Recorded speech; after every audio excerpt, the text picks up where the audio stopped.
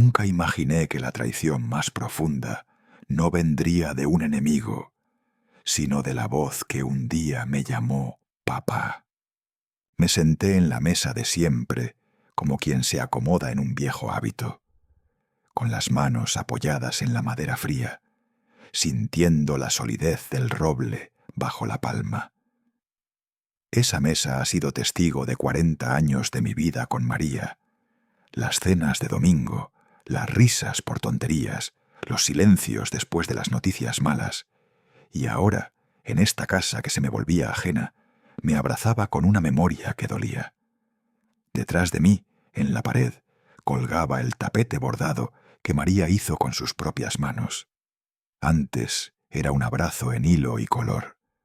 Ahora parecía una bandera triste, algo bonito que no encontraba lugar en la conversación de esa noche. Isabela puso el plato frente a mí.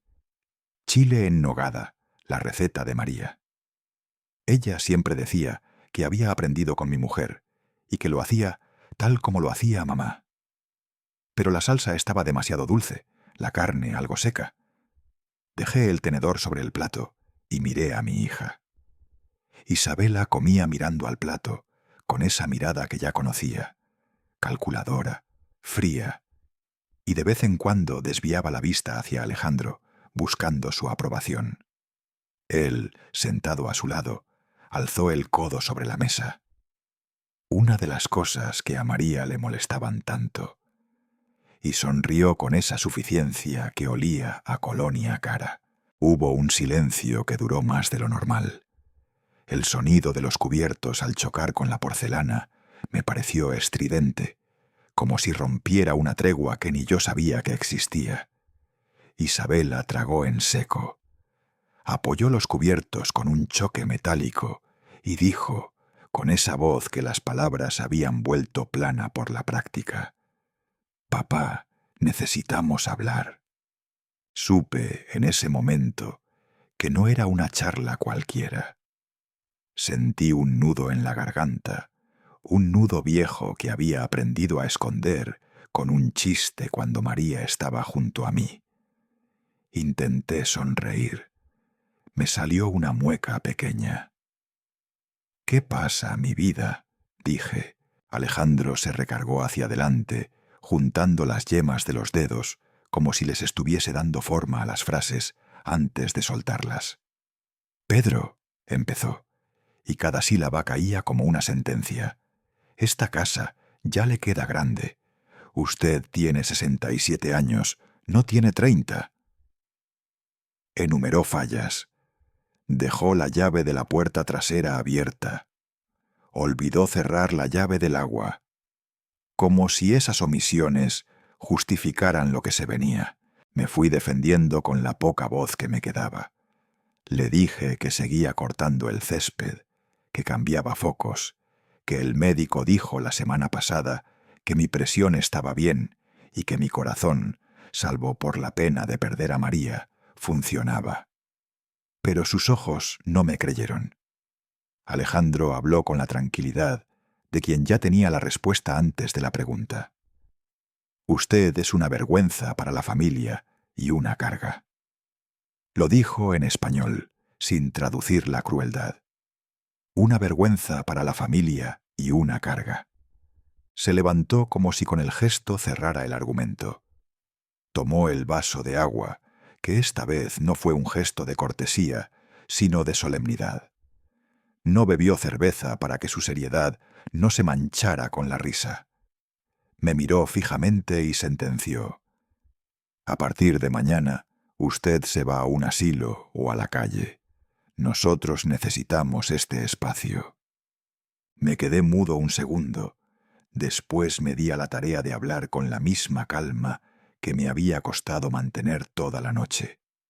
Hablé de María, de su voz al decir que aquella casa era el refugio, el lugar seguro hasta el último suspiro. Recordé su promesa de que nadie la despojaría y que sería un lugar de familia. Al decirlo, mi voz se quebró, y la memoria de su abrigo recién olía a lavanda en mi garganta. Miré a Isabela esperando que su rostro se estremeciera, esperando ver a la niña que se enroscaba en mi falda para que le contara un cuento. Pero ella desvió la mirada. Había algo en esa falta de contacto que me dolió más que sus palabras. «Esos son sueños de una anciana enferma», dijo Isabela con un frío que me helicópteró el estómago. «Ahora necesitamos vender la casa. Es negocio». La frialdad de sus palabras fue como un viento helado. ¿Vendérsela? ¿A quién? ¿Y qué queda para la memoria? Alejandro entonces abrió un sobre de piel amarillenta que parecía haber venido con la intención de herir, y lo desplegó como quien muestra pruebas en un juicio. «Cuando usted estuvo en el hospital con la neumonía», dijo con calma, «Isabela tramitó los papeles del seguro. También le ayudó a firmar la transferencia de escrituras y un poder notarial. Todo está en regla». Puso las hojas sobre la mesa. Eran documentos con sellos y firmas limpias como cuchillos. El mundo me dio vueltas. Recordé esa noche en la camilla, la niebla de los sedantes, el ruido blanco de las máquinas y la mano de Isabela pasando por mi frente diciendo: «Papá, firma esto, es trámite del seguro». La recuerdo dándome un bolígrafo con la sonrisa que creyó que me protegía. Yo firmé. En esos instantes en que la mente se me escapaba como agua, no supe contener el temblor. Las manos me sudaban, el corazón golpeaba la caja torácica. Sentí que el suelo se abría y que la casa que yo había construido, con las uñas y el pan que llevé a la mesa durante décadas, se venía abajo en un susurro de papeles. Alejandro se acercó. No dijo más. Me entregó una bolsa de plástico, una bolsa de las de la tienda, con billetes pequeños. No eran billetes de respeto, sino menudeo, 17 $17 en total. «Solo puede llevar una maleta», dijo con la misma indiferencia con que se echa un plato. «Mañana a las 7 queremos que se vaya». Me quedé mirándolo, con la bolsa en la mano, como si fuera un objeto extraño que no me pertenecía. Caminé hasta el cuarto que María y yo habíamos compartido por más de 30 años. Cerré la puerta detrás de mí con la llave que todavía chirriaba igual que siempre. Me dejé caer al borde de la cama. La sábana olía a ella. Hasta en la almohada parecía que su respiración se había quedado pegada. Las lágrimas no fueron un río, sino una sucesión de pequeñas grietas que se abrieron en silencio.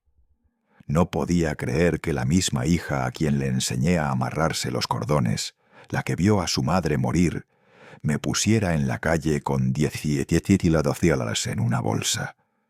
No puedo decir que me sorprendiera del todo. Algo me había ido alejando de ellos, como la marea que lentamente deja la playa. Pero la velocidad de la traición fue lo que desgarró. Me senté ahí, agarrando la bolsa, recordando a María sonriendo, su dedo señalando el tapete bordado detrás de la mesa, diciéndome: «Aquí estaremos hasta el final». Cerré los ojos y le hablé en voz baja, como quien se consuela con las sombras. «María, no se lo permitiré. No te quitarán la casa así». No sabía aún cómo lo haría. Solo sabía que no podía quedarme en la resignación. Esa noche, mientras el reloj marcaba horas que ya no tenían prisa, me encontré repasando cada gesto, cada palabra, buscando la rendija donde había fallado. Me di cuenta de que mi cuerpo temblaba menos por el frío y más por la rabia y la tristeza. Me dejé caer sobre la cama, mirando el techo donde una vez imaginé el futuro. Ahora, lo único que había era silencio, y en ese silencio crecían planes que aún no tenían forma. El amanecer llegó demasiado pronto. Abrí los ojos antes de que sonara el reloj. Las 6 en punto. La habitación estaba fría y por primera vez en muchos años no tenía a nadie que me dijera «Abrígate, Pedro». Me senté en el borde de la cama y me pasé las manos por la cara hinchada. No recordaba haber dormido. Más bien, cerré los ojos para escapar un rato del peso que me oprimía el pecho.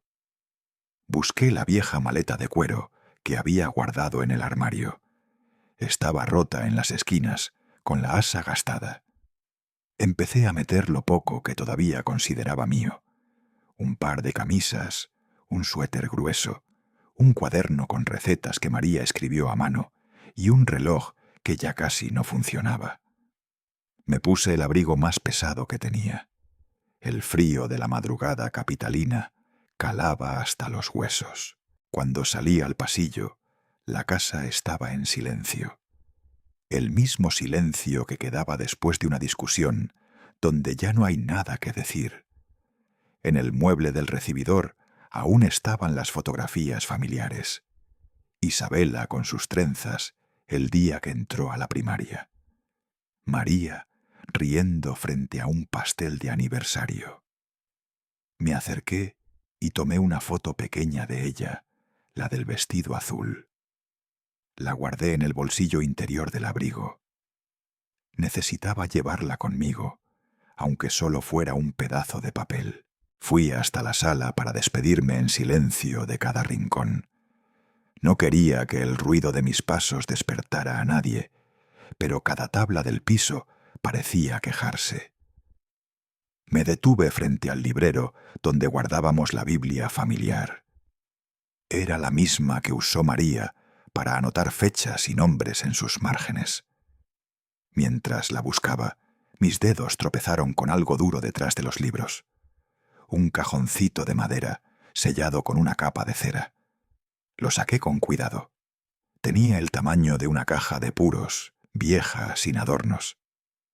Lo sostuve bajo la luz tenue de la lámpara y vi que en una esquina con la caligrafía de mi esposa estaba escrito: «Para Pedro, cuando el corazón ya no sepa dónde volver». Mi respiración se detuvo. Busqué entre mis bolsillos hasta encontrar el anillo de plata que María llevaba siempre, aquel que nunca se quitó ni siquiera cuando estaba enferma. Con la punta raspé la cera hasta abrir la tapa. Dentro había una carta doblada, amarillenta, casi deshecha por el tiempo. En el sobre, una frase escrita con su letra suave: «Ábrela solo cuando tu hija ya no sea tu hija». Me temblaron las manos. No sabía si quería leerla o dejarla dormir otros 10 años, pero algo me empujó a hacerlo. El papel olía a polvo y a perfume antiguo. Las primeras líneas me hicieron llorar sin darme cuenta. Si lees esto, Pedro, es porque lo que más temíamos ha pasado. El amor de una hija puede quebrarse cuando el dinero o el orgullo la ciegan. Pero no te culpes. Dios me mostró en sueños este lugar, el refugio, no como una casa para nosotros, sino como un refugio para quienes ya no tienen a nadie. Si algún día pierdes todo, usa lo que quede para dar abrigo. Ese será nuestro legado. Las lágrimas caían sobre el papel. Dentro del sobre también había una hoja pequeña, arrugada, con un nombre y una dirección. Abogado R. Valencia, Colonia Roma Norte. No entendí qué relación podía tener ese hombre con el sueño de María, pero su letra era clara, y cuando María escribía un nombre, era porque algo importante quedaba pendiente. Guardé la carta y el anillo en el bolsillo del abrigo. Cerré el cajón con una cuerda vieja y lo metí en la maleta. Cuando bajé al vestíbulo, Alejandro ya estaba en la puerta. Vestía su camisa de oficina, planchada, con el mismo aire de quien entrega una orden. Isabela estaba a su lado, con los brazos cruzados, sin mirarme. «Una maleta, no más», dijo él, señalando con la barbilla. Ni un buenos días. Ni siquiera una mirada. Asentí sin decir nada. Crucé el umbral con paso torpe. El aire frío me golpeó la cara. Detrás de mí, el sonido metálico de la llave girando en la cerradura fue como un portazo a 40 años de vida. El sol apenas asomaba entre los edificios. Caminé despacio, sin rumbo, con la maleta pesando más de lo que en realidad llevaba. En la esquina, la señora Gómez, la vecina, me vio pasar desde su ventana. Fingió no verme. Algunos curiosos miraban, otros bajaban la vista. La vergüenza de ser echado por la propia sangre es algo que se siente en la piel, como si todos supieran el motivo. Seguí caminando hasta el pequeño café, donde solía ir con María los domingos. Café del Parque. Pero el letrero ahora estaba apagado. Recordé entonces la dirección en la hoja. Colonia Roma Norte. No sabía si debía ir o no. Me senté en una banca frente al parque, mirando los autos pasar. Y fue entonces cuando escuché el ruido de un motor acercándose lentamente. Un sedán negro, brillante, se detuvo junto a la acera. No era un taxi, eso lo noté enseguida. Las llantas eran nuevas, el interior impecable.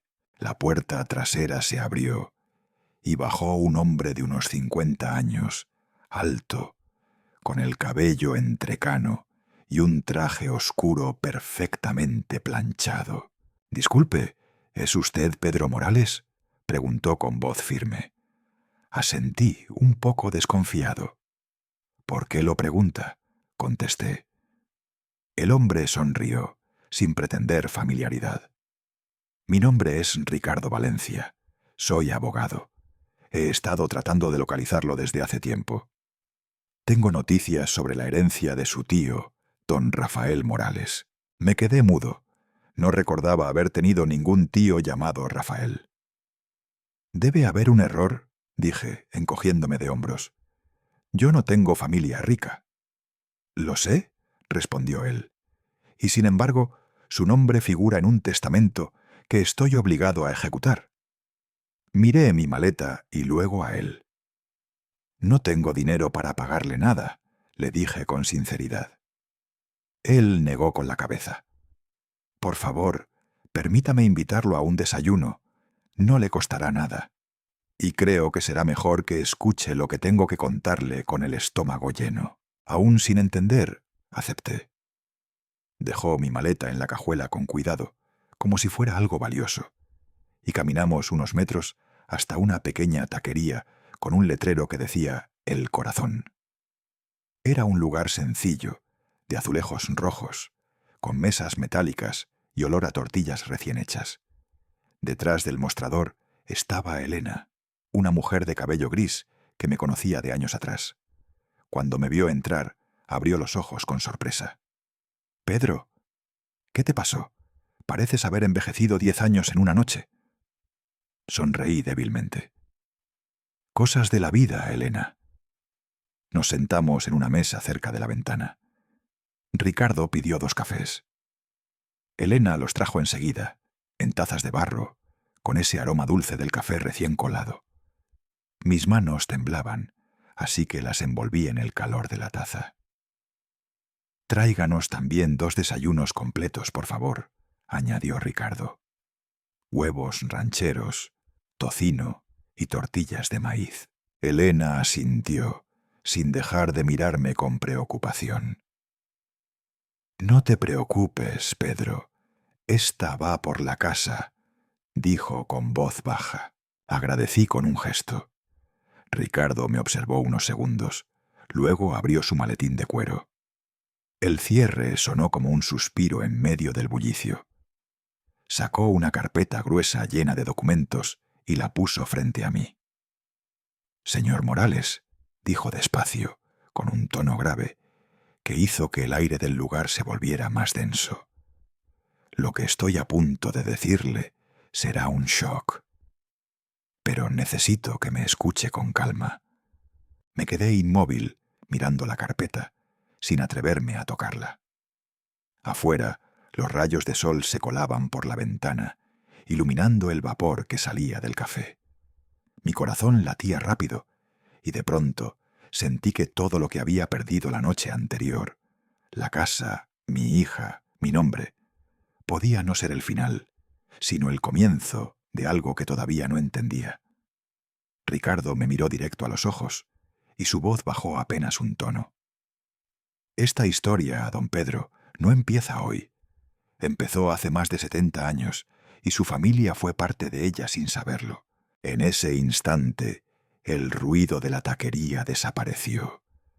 Solo quedábamos él, la carpeta sobre la mesa, y yo, un viejo hombre tratando de entender por qué el destino, después de destruirme, parecía ofrecerme otra vez un hilo de esperanza.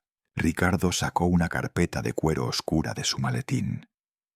La puso sobre la mesa con delicadeza, como si cargara un corazón dentro. Yo apenas podía respirar. La taza de café entre mis manos se había enfriado, pero ni cuenta me había dado. Abrió la carpeta y lo primero que sacó fue una fotografía en blanco y negro, ya gastada por los años. Era de 2 hombres en uniforme militar. Los bordes estaban doblados y una pequeña mancha de humedad manchaba la esquina inferior. Ricardo la deslizó lentamente hacia mí. «Este de aquí», dijo señalando al hombre más alto, con cejas gruesas y una expresión seria, «es su padre, Tomás Morales. ¿Y este otro?»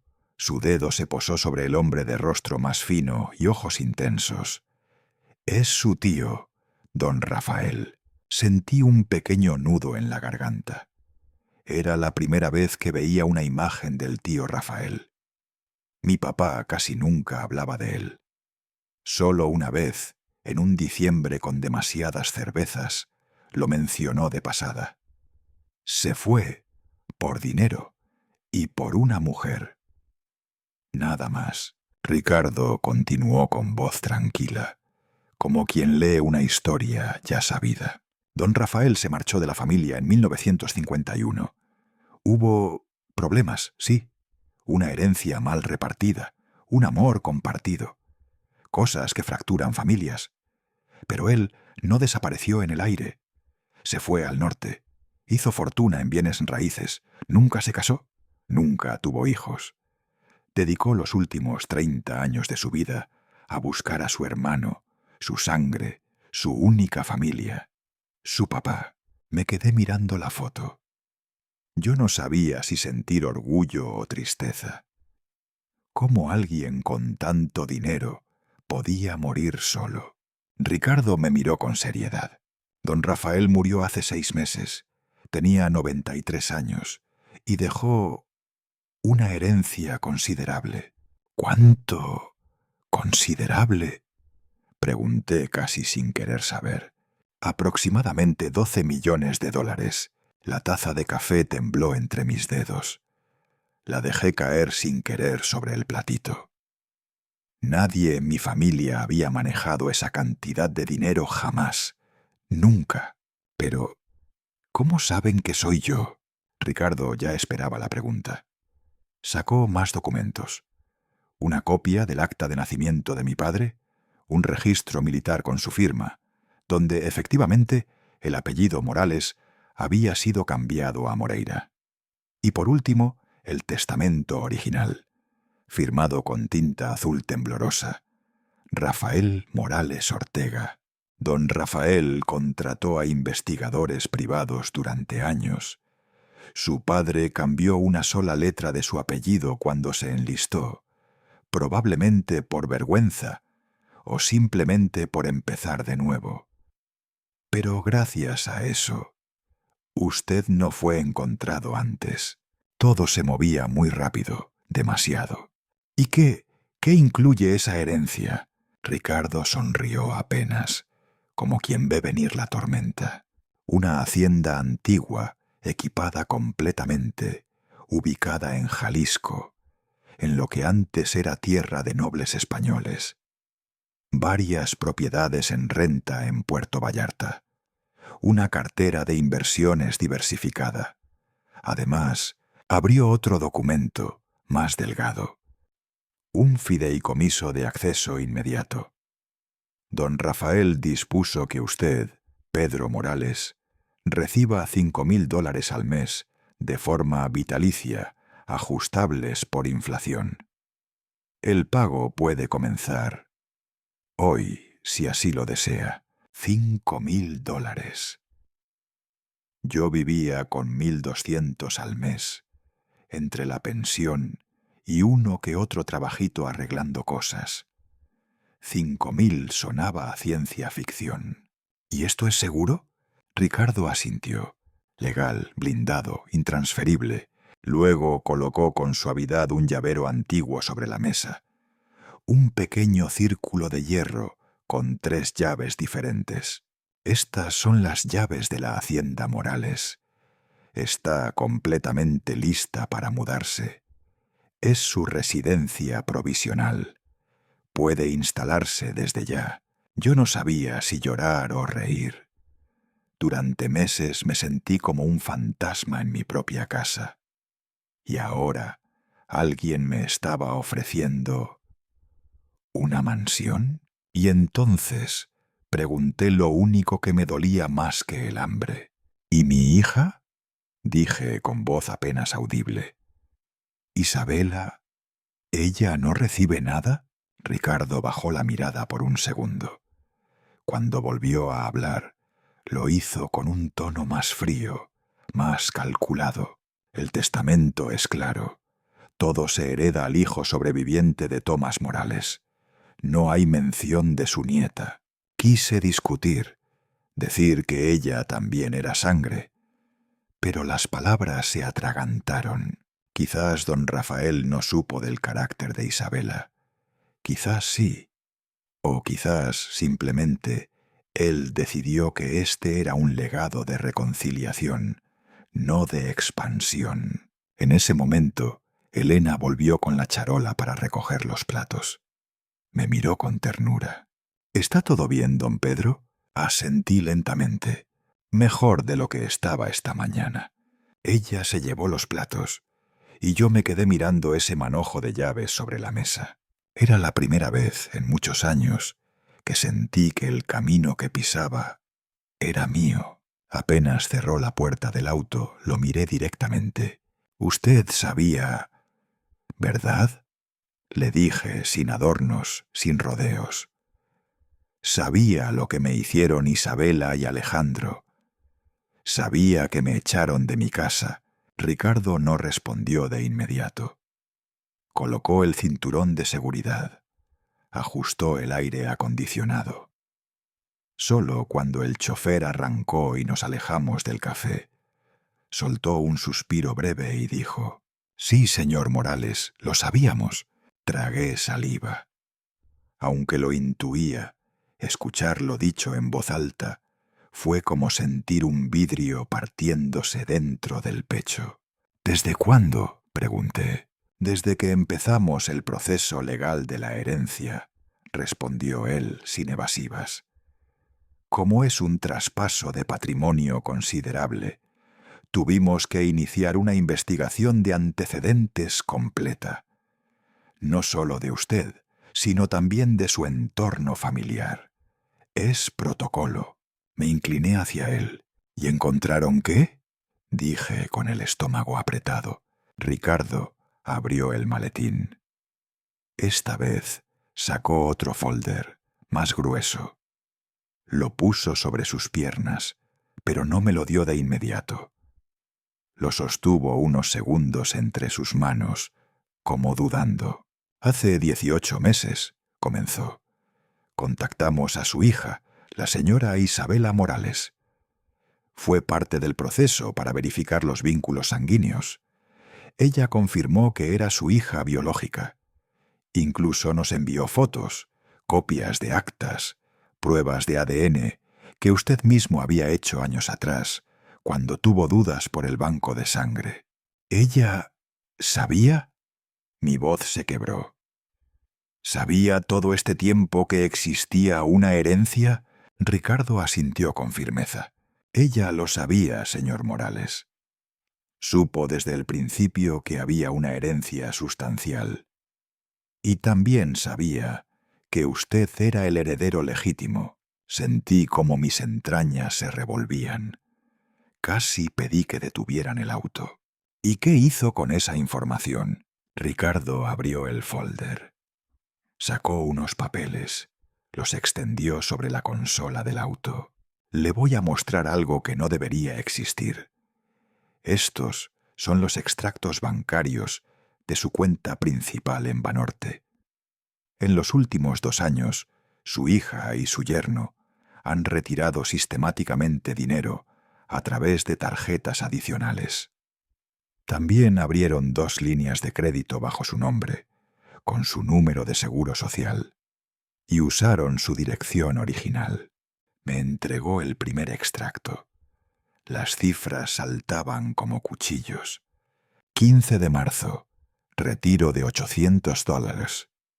Nota: medicinas para papá. Esa medicina costó $67, dije automáticamente. 22 de abril, retiro de $1,200. Nota: reparación de emergencia. Nunca había ningún reparador. Jamás. Avancé las páginas. Las cantidades variaban.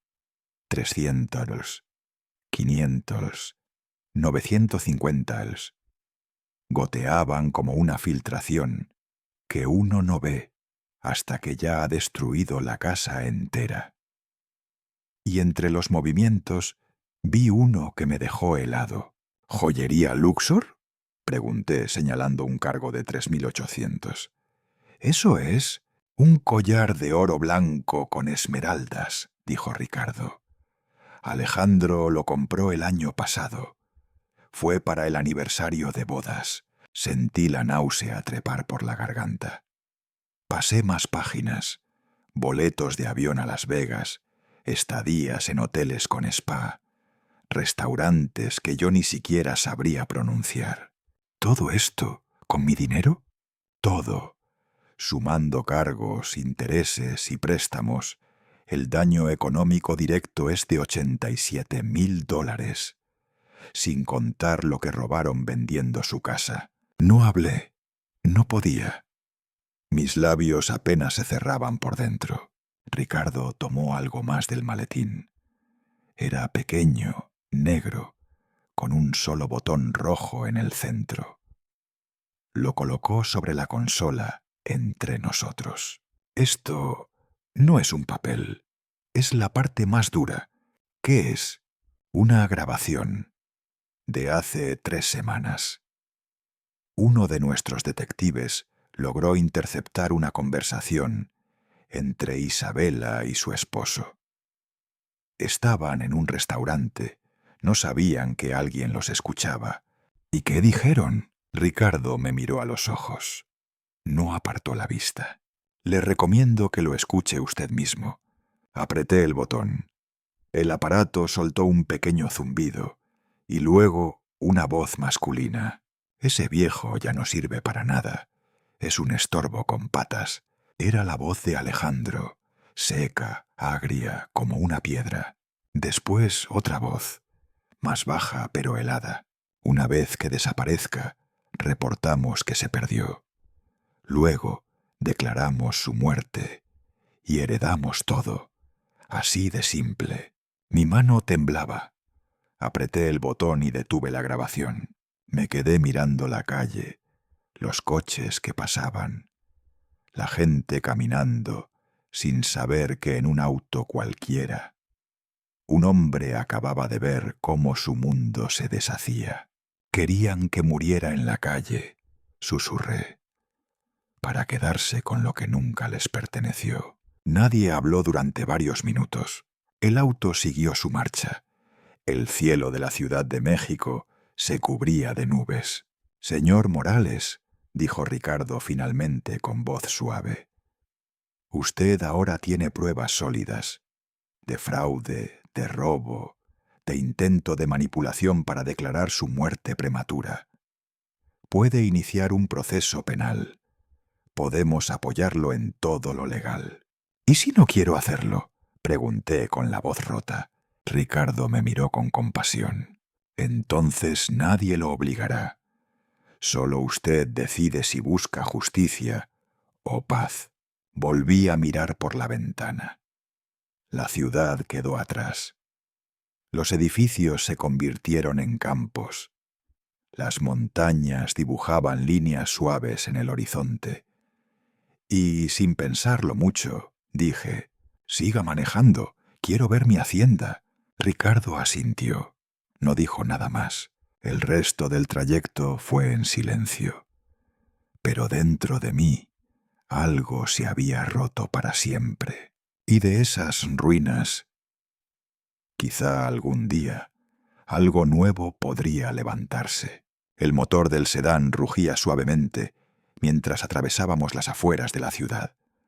Ricardo conducía con serenidad, pero yo no podía dejar de mirar las carpetas en mi regazo. Cientos de páginas, estados de cuenta, boletos de avión, cargos en tarjetas de crédito que ni sabía que existían. Cada línea, cada número, era como una cuchillada. $1.200 por reparación urgente. $800 por medicina para papá.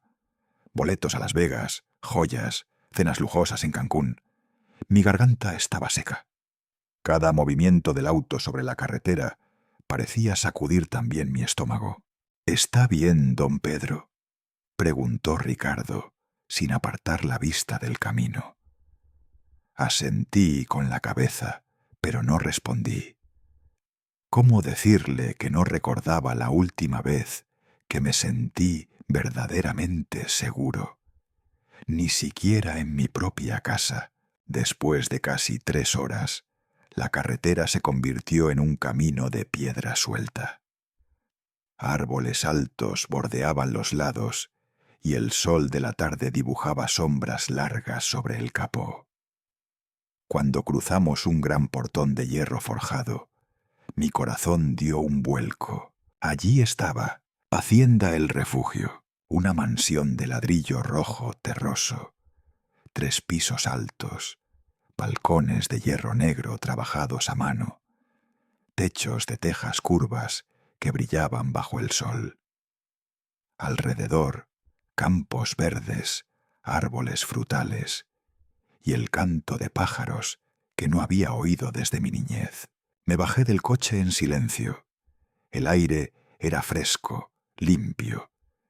Ricardo sacó una llave antigua y abrió la gran puerta de roble tallado. Al entrar, un olor suave a madera vieja y cera me envolvió. No era solo una casa, era un espacio vivo, lleno de historia. En el centro del vestíbulo, una escalera de mármol blanco se curvaba elegantemente hacia el segundo piso.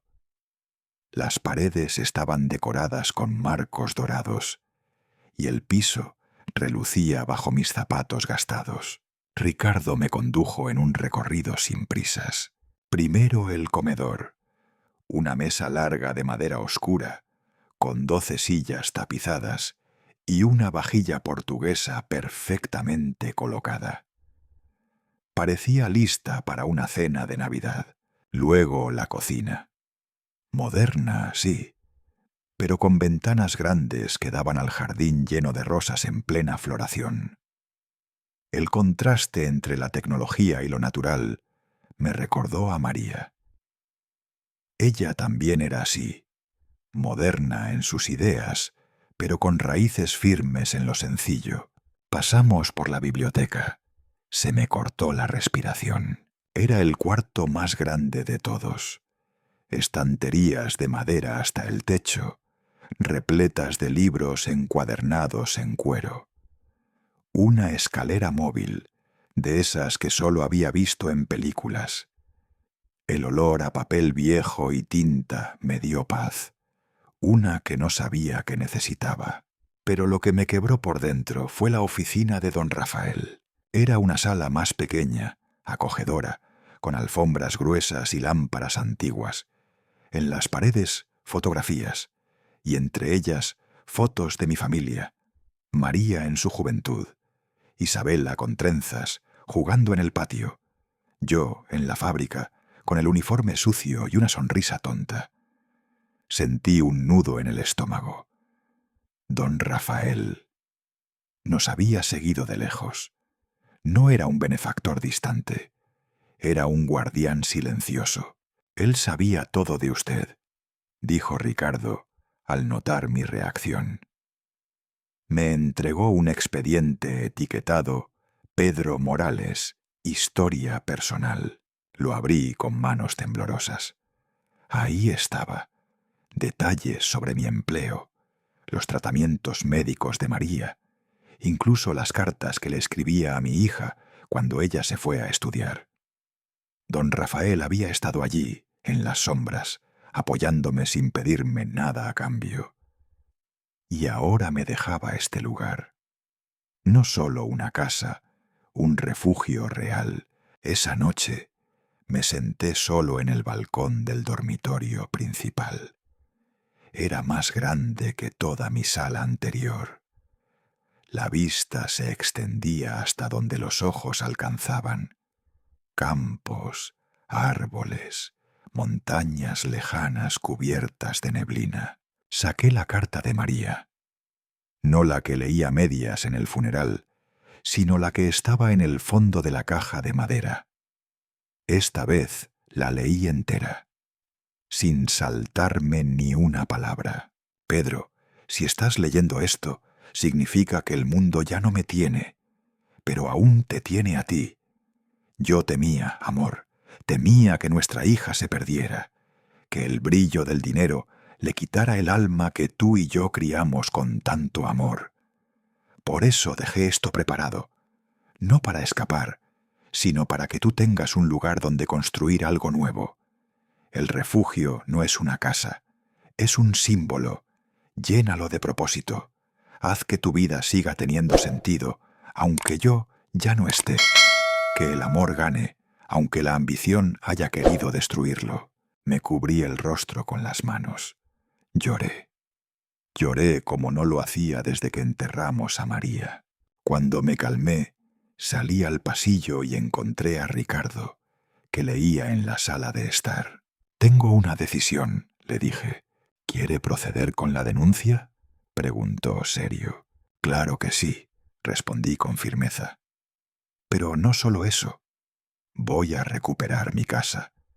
Y más que eso, voy a transformar este lugar en lo que María soñó, en el verdadero refugio. Voy a convertir la traición de mi hija y su esposo en el legado que mi esposa merece». Ricardo asintió. «Ella estaría orgullosa de usted, don Pedro». «Lo sé», dije mirando hacia el jardín, y por primera vez en mucho tiempo sentí esperanza. 6 semanas.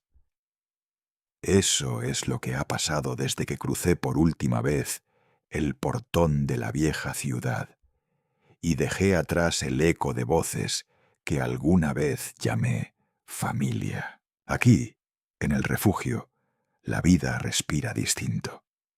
Cada mañana, el aroma del café de olla, con su toque de canela y piloncillo, me recibe como un viejo amigo fiel.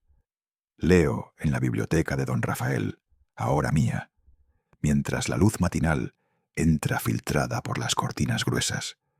Y por las tardes me uno al jardinero viejo, Anselmo, que me ha enseñado más sobre bugambilias, tierra negra y lombrices que cualquier libro en la estantería. No hay prisa, no hay gritos, no hay relojes marcando urgencias que no me pertenecen. Compré un teléfono nuevo. No di el número a nadie, ni a Ricardo, ni al banco, ni al abogado. Fue un acto de renacimiento silencioso. Un símbolo. Nadie más tiene acceso a mi paz. O eso creí. Esa tarde me quedé dormido en el sillón del estudio. El libro se me resbaló del pecho y cayó abierto en el suelo de madera. Afuera, los grillos ya cantaban, y el cielo se teñía de un azul profundo. De repente, una vibración. El teléfono. Desperté con un leve sobresalto. Lo saqué del cajón donde lo había guardado. En la pantalla, número desconocido. Mi pulso, al principio, se mantuvo firme. Pero había algo en ese silencio, esa pausa antes de contestar, como si el mundo contuviera el aliento. Deslicé el dedo. ¿Bueno? Papá, eres tú. Gracias a Dios. La voz temblorosa, jadeante, llena de urgencia. Reconocí al instante ese tono que fingía cercanía. Isabela, murmuré, no como un saludo, sino como quien recuerda el nombre de un fantasma. He estado tan preocupada. Fui al Sunset Manor, papá, al lugar donde te dijeron que estarías, pero no estabas. No te encontré. Te busqué. Yo me asusté. Pensé que algo malo te había pasado. Permanecí en silencio unos segundos, dejando que mi respiración llenara el espacio entre nosotros. ¿Tú preocupada por mí? Claro que sí. Interesante, porque si mal no recuerdo, la última vez que me viste me dejaste con un billete de 17 y una maleta en la banqueta. Y ahora resulta que estás preocupada. El otro lado del teléfono se quedó mudo por un instante. Papá, empezó ella con una voz más baja. Fue un malentendido. Alejandro no quiso hacerlo así. Estaba borracho, ¿sabes? Fue una noche caótica. Nada de eso fue planeado. Me llevé el teléfono lejos del oído. Contemplé el cielo desde el ventanal del salón y respondí, no estaba borracho. No esa noche. Lo vi, lo escuché. Cada palabra, cada paso. Estaba perfectamente sobrio cuando firmaron mi sentencia de exilio. Isabela sollozó, pero su llanto sonaba hueco, aprendido, como si lo hubiera practicado frente al espejo. Apreté los dientes. Era hora de ir al grano. Dime, Isabela, ¿cuánto dinero tomaron tú y Alejandro de mí? Ella titubeó. No sé a qué te refieres. Yo solo te ayudaba con tus finanzas. Algunas retiradas fueron para pagar cosas de la casa, cuentas de servicios, alimentos. $87,000. El silencio fue absoluto. Podía oír su respiración irregular, como si alguien le hubiera dado un puñetazo en el estómago. ¿Qué dijiste? 87,000, repetí, con la voz tan fría como el mármol bajo mis pies. Esa es la cantidad que ustedes dos le robaron a tu madre y a mí en los últimos 2 años.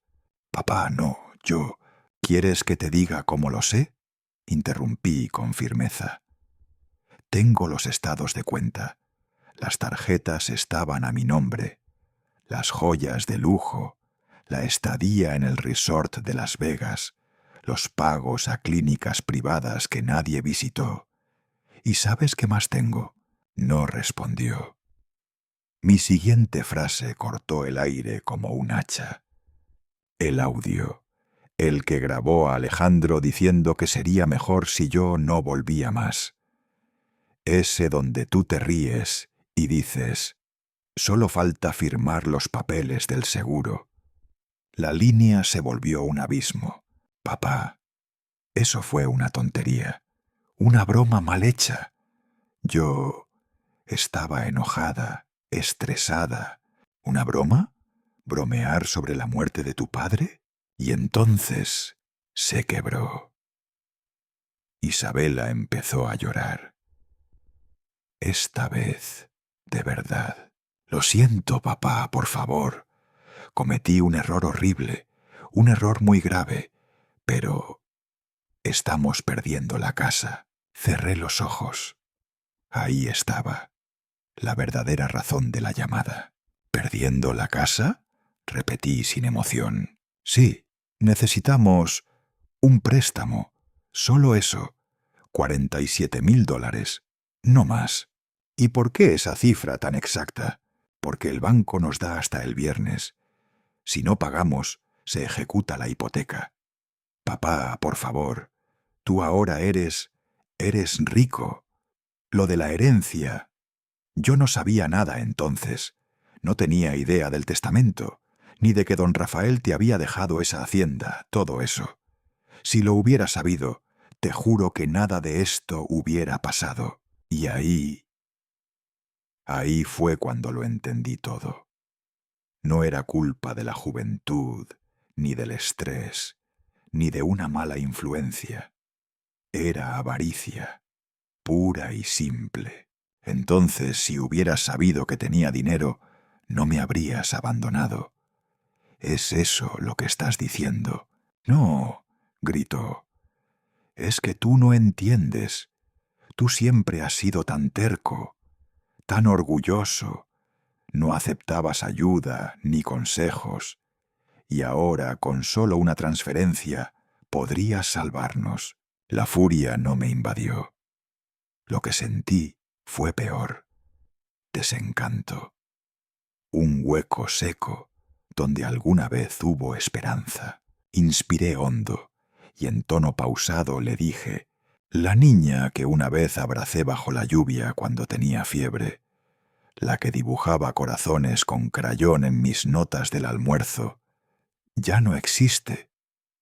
Papá, y tú no eres mi hija, eres una desconocida con mi apellido. Colgué. Dejé el teléfono sobre la mesa. El cielo ya se había vuelto completamente oscuro. Afuera, Anselmo regaba las plantas en silencio, como si el mundo siguiera su curso, sin importar los gritos ahogados de los traidores. Tomé mi café, ya frío, y bebí un sorbo, amargo, pero real, como la verdad. Después de esa llamada con Isabela, apagué el teléfono. Lo dejé boca abajo sobre la mesa de madera que había restaurado junto con Efraín, el jardinero de la hacienda. No quería escuchar más. No quería ver su nombre brillar en la pantalla, ni leer un solo mensaje, ni de ella ni de Alejandro. Pero la paz no dura para siempre. A la mañana siguiente, cuando encendí el teléfono solo para revisar unos correos del banco, me encontré con una lista interminable de llamadas perdidas. 32 en total. 20 de Isabela, 12 de Alejandro. También había notas de voz, algunas breves, otras de varios minutos. Apreté play, contra mi propio juicio. Primero, la voz temblorosa de mi hija, llorosa, como una niña que rompe un jarrón y quiere esconder los pedazos. Papá, por favor, contéstame, te lo suplico. Luego, otra, en la que su voz ya no temblaba, sino se quebraba. Papá, Alejandro está muy mal. No duerme. Estamos desesperados. Pasé a las notas de Alejandro. La primera me arrancó un suspiro de vergüenza ajena. Viejo de mierda, cobarde, siempre tan santito, y ahora nos dejas tirados. Rugía, borracho, con el acento arrastrado. Pero luego, en otra nota, parecía un hombre distinto. Señor, don Ernesto, perdóneme, me equivoqué. Estaba borracho, confundido. No sabía cómo manejarlo. Fue la presión, fue el negocio. Isabela no tiene la culpa. Las escuché una tras otra. Con cada mensaje, una capa más del disfraz se caía. La arrogancia daba paso al miedo. La furia se convertía en súplica. La amenaza en vergüenza. Era como ver cómo una casa se quiebra ladrillo por ladrillo. Pero yo no iba a responder. No aún. 3 días después, recibí una llamada que me hizo fruncir el ceño. No era de ellos, sino de un número desconocido, de la Ciudad de México. Respondí con cautela. ¿Don Ernesto Salazar?, preguntó una voz seria, profesional. Sí, con él habla. Mi nombre es Inspector Vargas, del Departamento de Policía de la Ciudad de México. Me comunico con usted porque su hija, la señora Isabela Salazar, ha presentado un reporte de desaparición. Según su testimonio, usted ha estado ausente por varias semanas sin dar señales. ¿Se encuentra bien? Tragué saliva. Así que ese era su nuevo movimiento. Si no podían encontrarme, querían usar a la ley para inventar una historia donde yo fuera una víctima desaparecida, quizás hasta muerto. ¿Por qué? Porque un muerto no firma testamentos nuevos. Inspector, agradezco su preocupación, respondí con calma. Me encuentro perfectamente bien. He decidido retirarme de la vida pública y cambiar de residencia por voluntad propia. No he sido secuestrado ni estoy en peligro. Solo me he alejado de quienes no merecen saber de mí. El inspector pareció sorprenderse, pero se mostró respetuoso. ¿Desea dejar constancia oficial de eso? Sí. Y puede dejar claro que no deseo tener contacto con la señora Salazar ni con su esposo. Colgué. Me temblaban los dedos, pero no de miedo, de indignación. Me conocían tan poco que pensaban que podrían manipular a la policía para recuperar el control sobre mi vida. Esa misma tarde, mientras el sol comenzaba a caer sobre los jardines dorados de la hacienda, me senté con mi taza de café de olla, el humo endulzando el aire con canela y piloncillo. Efraín estaba podando unos rosales y yo sentí por un momento, aunque breve, una serenidad que no conocía desde hacía años. Tomé mi viejo teléfono de repuesto y marqué un número que no usaba desde el funeral de María. ¿Ricardo? Soy yo. Necesito que me ayudes con algo delicado. Claro, don Ernesto, dígame. Quiero que investigues en qué punto va el proceso de embargo de la casa de Isabela. Y cuando la propiedad sea oficialmente del banco, quiero comprarla yo. Pero en silencio, que no se enteren ni ella ni él. Ricardo no dijo nada por unos segundos. ¿Estás seguro? Más que nunca. Al día siguiente, encendí nuevamente el teléfono principal. Apenas pasaron 3 segundos y ya sonaba. Isabela contestó al primer tono.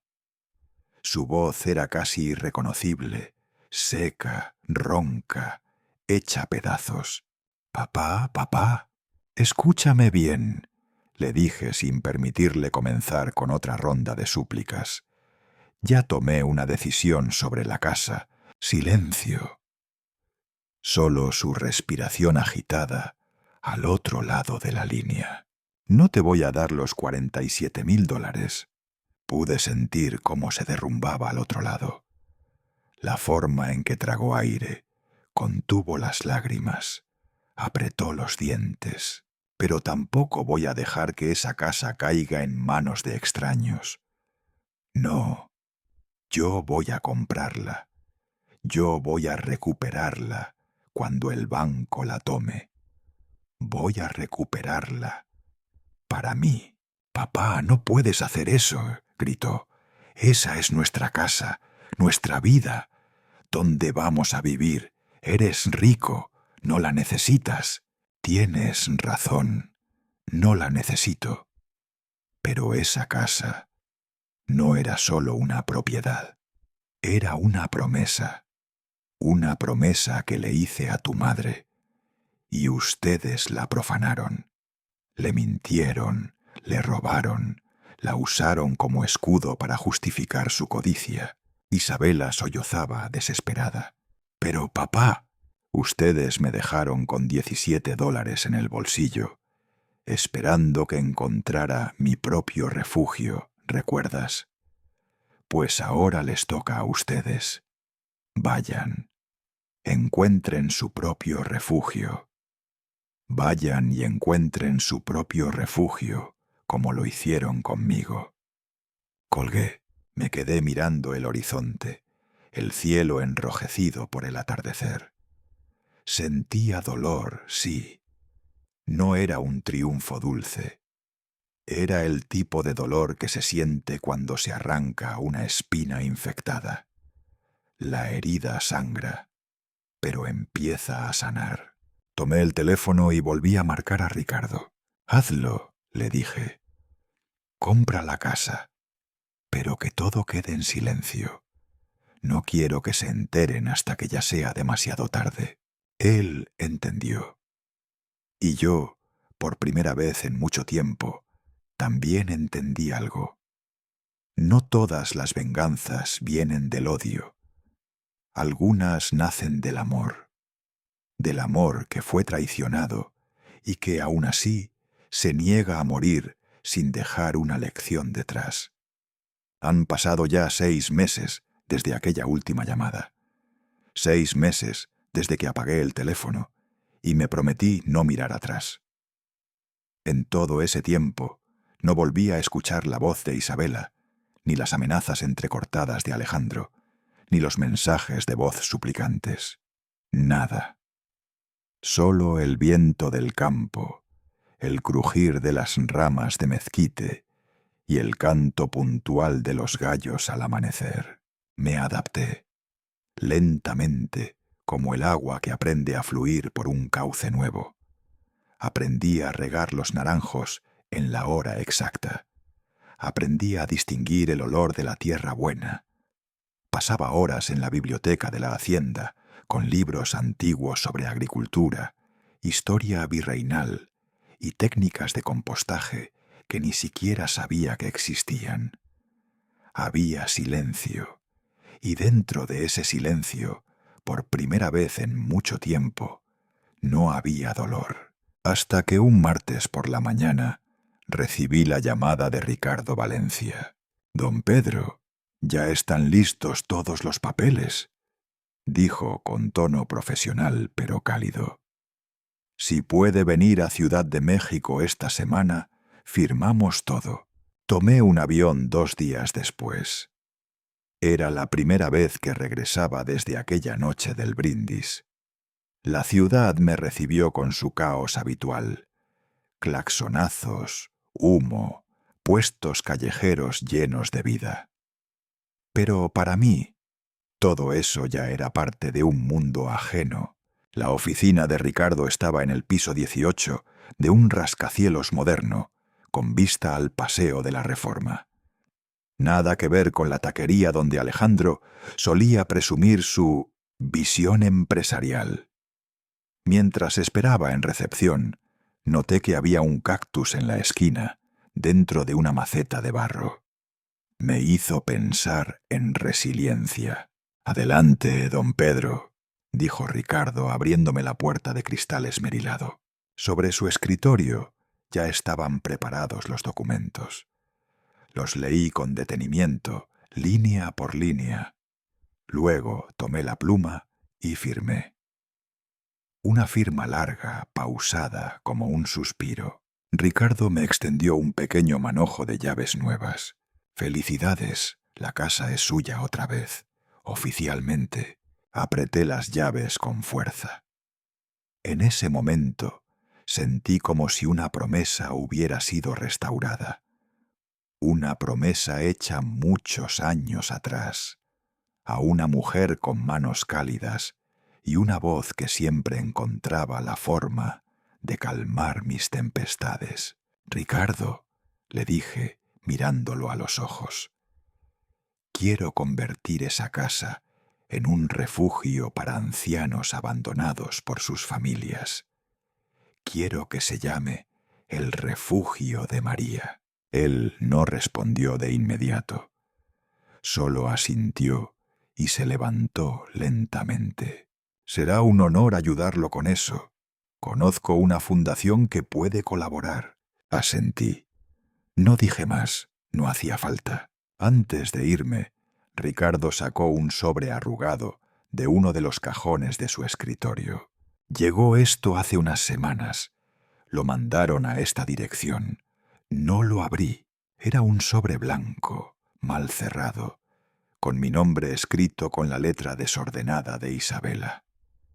Lo reconocí de inmediato. Me senté en silencio y lo abrí con cuidado. Dentro había una hoja doblada en 4, escrita con tinta corrida, como si las lágrimas o el sudor hubieran distorsionado las palabras. La carta era breve, pero pesada. Papá, Alejandro lava platos en un restaurante de comida rápida. Yo limpio oficinas por las noches. Hace 3 días me tocó restregar un baño donde alguien había vomitado en el lavabo. Tengo 43 años, papá. Estoy fregando inodoros por salario mínimo. ¿Esto te rompe el corazón? Me duele la espalda. Las rodillas ya no me aguantan. Alejandro está deprimido. Duerme todo el día cuando no trabaja. Vivimos en un cuarto que huele a humedad. Perdón por todo. Isabela. Doblé la carta con cuidado. La dejé sobre el escritorio, sin emoción. No era una disculpa real. No era remordimiento. Era frustración por la consecuencia. Isabela no se arrepentía de lo que hizo. Solo odiaba lo que le había pasado por hacerlo. Vi un número de teléfono al final de la carta. Un número escrito con bolígrafo azul, con la palabra público entre paréntesis. Quizás una cabina telefónica. Decidí llamar. Sonó 4 veces. Al 5.º timbrazo escuché su voz. ¿Bueno? Dijo con tono rasposo, como si acabara de despertar. Me aclaré la garganta. ¿Te acuerdas cuando tenías 7 años? Robaste unos dulces del Oxxo. ¿Recuerdas lo que te dije ese día? Silencio. Luego un balbuceo. Dijiste que toda elección tiene consecuencias. Exacto, respondí. A los 7 años enfrentaste las consecuencias. A los 43 también debes hacerlo. No esperé respuesta. Colgué. Respiré hondo. Me puse de pie y salí de la oficina. El aire de Ciudad de México tenía ese olor a concreto caliente y humo de tacos al pastor. Pero en ese momento no sentí rabia ni venganza. Sentí paz, como si una puerta pesada al fin se hubiera cerrado detrás de mí. El peso que cargué durante tantos años ya no lo llevaba más. Y lo más importante, la voluntad de María se había cumplido. La casa que ella amaba tanto, esa que significaba familia, memoria y dignidad, ahora sería un refugio para quienes también habían sido olvidados, para quienes aún merecían un lugar en el mundo. Ya había pasado más de 1 año desde que comencé esta nueva etapa de mi vida en la hacienda. Las mañanas aquí tienen un silencio particular, uno que no asusta, sino que arropa. El tipo de silencio que solo se escucha en los lugares donde el alma encuentra descanso. Me levanto temprano, como siempre. El cuerpo viejo sabe la hora antes que el reloj. Camino hasta el huerto, donde ahora crecen los chiles serranos y los tomates heirloom que he aprendido a cuidar como si fueran nietos verdes. Es curioso. Antes yo no sabía la diferencia entre una pala y un rastrillo. Ahora puedo distinguir cuándo una planta necesita agua o simplemente un poco de conversación. Porque sí, les hablo. No porque esté perdiendo la cabeza, sino porque en el silencio del campo las palabras encuentran espacio para florecer. Después de unas horas bajo el sol, vuelvo al interior de la hacienda. Allí me espera la biblioteca que don Rafael dejó intacta. Cada tarde, con una taza de café de olla caliente, me siento en su viejo sillón de cuero, el que aún cruje al sentarse, y abro uno de los muchos libros en español antiguo. A veces entiendo solo la mitad, pero disfruto del reto. Es mi manera de mantener viva su memoria y de honrar su generosidad. Paralelamente, cada 2 o 3 semanas vuelo a la Ciudad de México. El ajetreo, el tráfico, los claxones, todo me resulta ajeno ahora, como si perteneciera a una vida que ya no me corresponde. Pero esos viajes tienen un propósito: supervisar la transformación de mi antigua casa, ese lugar donde un día fui llamado una carga. Me reuní con la señora Mendoza, una mujer de carácter firme, pero con ojos dulces. Ella dirige una organización dedicada a brindar techo y cuidado a personas mayores abandonadas por sus familias. Cuando le hablé de mi proyecto, convertir la casa en un refugio y nombrarlo el Refugio de María, me tomó las manos entre las suyas y me dijo: «Su esposa estaría orgullosa, señor Morales, muy orgullosa». La remodelación fue delicada. No quise tocar la estructura original. Tenía que seguir siendo la misma casa que construimos María y yo. Pero sí cambiamos por completo los muebles y la decoración interior. Muebles nuevos, baños adaptados, cocina funcional. Sin embargo, pedí algo muy específico: que se conservara intacto el tapiz bordado por María que colgaba en la sala. Ella lo hizo con sus propias manos una Navidad, mientras escuchábamos boleros viejos en la radio. Para mí, ese tapiz es el corazón del lugar. Un día, mientras caminaba por la sala ya restaurada, sentí algo distinto. Luz. No la luz del sol solamente, sino una luz interior. Allí mismo, donde Alejandro había alzado su copa para humillarme, ahora brillaba la esperanza. En ese mismo espacio, pronto se escucharía el andar lento de personas mayores, risas suaves, quizás una guitarra sonando de fondo. Sentí que la justicia había sido poética, pero más allá de la justicia, era redención. Yo había tomado el dolor y lo transformé en algo útil. Mi venganza no consistía en ver a Alejandro arrastrándose, sino en devolverle al mundo un poco de lo que el mundo me había quitado. Durante una de esas visitas, mientras hablaba con la señora Mendoza en la cocina del refugio, me surgió una idea. ¿Y si parte de la hacienda pudiera convertirse también en un legado cultural? Lo consulté con un historiador local y juntos elaboramos una solicitud formal para que la hacienda fuera reconocida como monumento histórico. La familia de don Rafael tenía raíces profundas en la región y cada habitación estaba cargada de historia, particularmente su despacho. Aún conservaba los mapas, los libros contables con tinta negra desvanecida, una carta de amor escrita en 1947. Quiero convertir esa habitación en un pequeño museo. No un museo frío de mármol, sino uno cálido, con madera, fotos familiares y objetos cotidianos. Un lugar donde los jóvenes del pueblo puedan aprender que la historia también vive en las casas humildes. Esa noche, de vuelta en la hacienda, me senté en el porche. La brisa traía olor a tierra mojada y a hojas de limonero. Miré las estrellas, que aquí se ven más grandes, más sinceras, y pensé en María. «Lo logré, vieja», le dije en voz baja. «He aprendido que la riqueza real no se mide en propiedades ni cuentas bancarias. La verdadera abundancia está en tener un propósito. Y ese propósito no tiene que ser grandioso ni heroico. A veces basta con hacer lo correcto, aunque nadie esté mirando. Ya no me domina el rencor.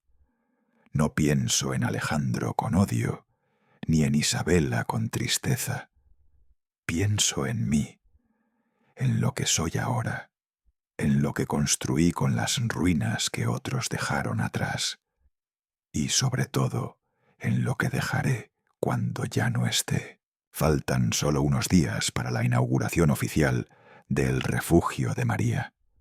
Vendrán algunos vecinos, voluntarios, y los primeros 5 residentes, todos mayores de 70 años. Ya he preparado unas palabras para decir ese día, pero sé que al final me temblará la voz. Y no me importa, me siento en paz. Una paz nueva, hecha no de olvido, sino de entendimiento. Gracias, don Rafael, por confiar en mí, y gracias, María, porque aún desde el silencio sigues guiando mis pasos. Eran cerca de las 6:30 de la tarde. El cielo comenzaba a pintarse con los tonos naranjas y púrpuras de un atardecer mexicano, de esos que solo se ven en las tierras altas, donde el sol se despide con drama, como si supiera que alguien lo está mirando con el alma abierta. Yo estaba en la cocina, cortando tiras de tortilla para la sopa. El aroma del jitomate asado, del epazote fresco y del ajo frito llenaba el aire con una calidez que me hacía sentir acompañado. Cocinar se había vuelto mi ritual. Cada tarde preparaba algo sencillo, pero hecho con calma, como si con cada cucharón que removía también estuviera ordenando mis pensamientos. Fue entonces cuando lo escuché. El ruido áspero de un motor viejo, seguido por un chillido metálico. No era el camión del panadero, ni el carro del gas. Sonó distinto, más apagado, como si el coche llevara encima su propia tristeza. Me acerqué a la ventana de la cocina. Afuera, levantando un poco de polvo frente al portón de madera, estaba un taxi viejo, oxidado en las esquinas. Uno de esos modelos que ya no se ven en la ciudad, apenas aguantando con vida. La puerta trasera se abrió. Vi primero unas piernas delgadas, titubeantes. Era Isabela. Luego, con un gesto torpe y lento, descendió Alejandro. Ambos se quedaron parados unos segundos, mirando hacia la casa, como si no supieran si acercarse o dar media vuelta. Mi corazón, que creía haber enterrado esa parte de la historia, comenzó a latir con una mezcla de sorpresa y resistencia. Me sequé las manos en el delantal y fui hacia la puerta principal. No tenía miedo ni rabia, solo una extraña quietud. Abrí la puerta con firmeza. La madera crujió suavemente. Me quedé de pie en el umbral, más erguido que nunca, como si la tierra misma me empujara a no ceder ni un centímetro. Ellos levantaron la vista. Isabela murmuró con voz temblorosa: «Papá». Yo los miré fijamente, sin moverme. Sus rostros estaban marcados por el tiempo y la derrota. Isabela llevaba una blusa arrugada, demasiado grande para su cuerpo ahora delgado, como si la culpa la hubiera vaciado por dentro. Alejandro tenía el cabello desordenado y una barba irregular que no le daba carácter, sino abandono. «¿Qué quieren?», pregunté sin levantar la voz. Alejandro fue el que habló primero.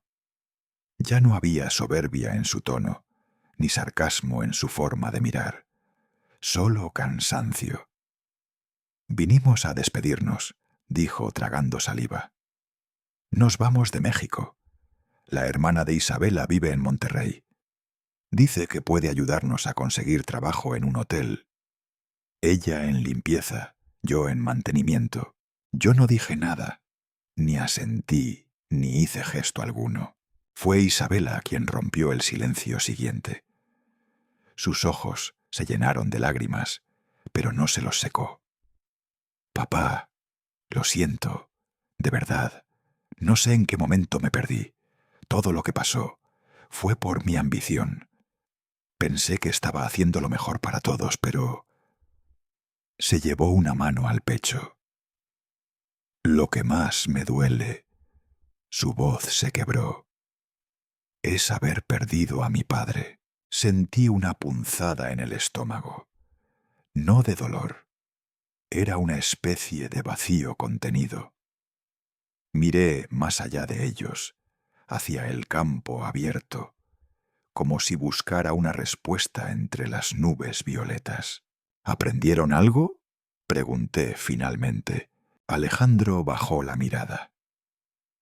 Sí, aprendimos que nada que vale la pena se obtiene sin esfuerzo, que el trabajo digno es lo único que nos sostiene.